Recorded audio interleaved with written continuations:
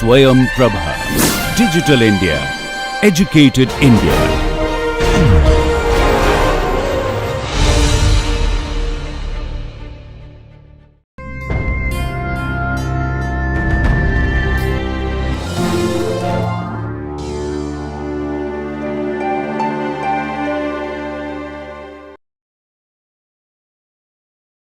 Now we will look at hydrostatic pressure distribution in a gas. What does it mean? You have a container filled with air, and how does pressure vary? Okay. Now, of course, if you take a small container like this and look at pressure distribution, hardly any pressure distribution.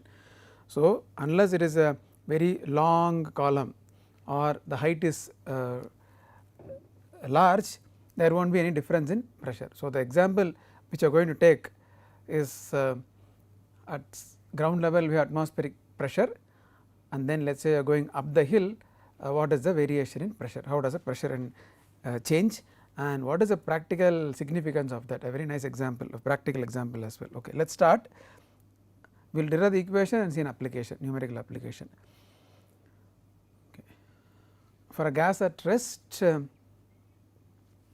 first question what we like to answer is we said we are going to apply this for a gas at rest, and we said the gas is compressible.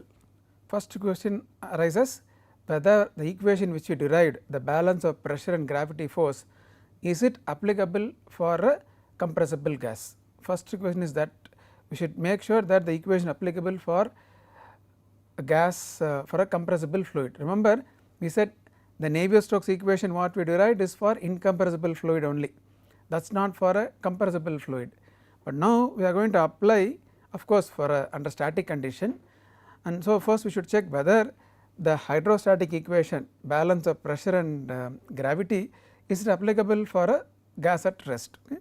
So, for that let us recall back our derivation of Navier-Stokes. How did we derive? We took the linear momentum balance, and then for the viscous stress terms on the right hand side we substituted the Newton's law of viscosity. When we substituted, I have not taken the term which involves the del dot V, which is applicable for a compressible fluid. So, these terms of course will not change whether it is compressible or incompressible. We had one lambda del dot V term. By not writing that, this Newton's law of viscosity is for incompressible fluid. Okay. So, the way in which we derived is we took the viscous stresses on the right hand side, we took the viscous stress